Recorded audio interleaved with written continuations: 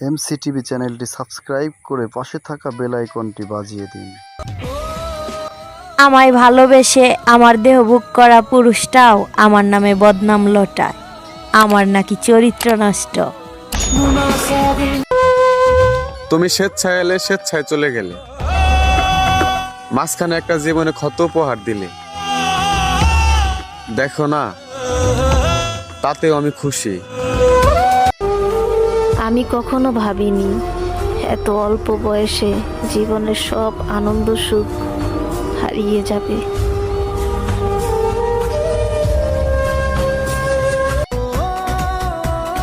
তোমাকে তোমার মতো করে থাকতে দিলাম, আর নিজেকে খুব কষ্ট করে বুঝিয়ে নিলাম।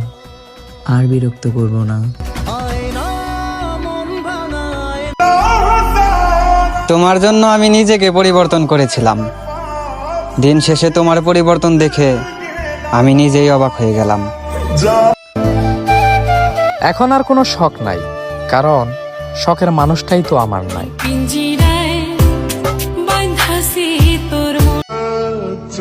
আল্লাহর কসম, তোরে আমি ওই ভালোবাসা দিছি যেই ভালোবাসা পাওয়ার জন্য মানুষ আল্লাহর কাছে কান্না করে।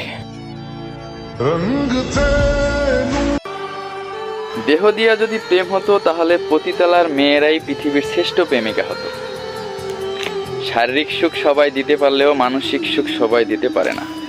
মনের টান থাকলে শরীরের টান এমনিই চলে আসে। ভালোবাসার কোনো শেষ নাই।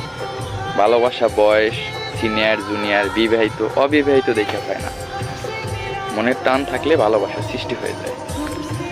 আপনি আপনার প্রিয় মানুষের সাথে ঘুরতে যাবেন, চোখের দিকে তাকাইয়া চোখে চোখে কথা বলবেন, তার হাত ধরে আঙুল নিয়ে খেলা করবেন, অথবা তার খোলা চুলে বিলি দেবেন।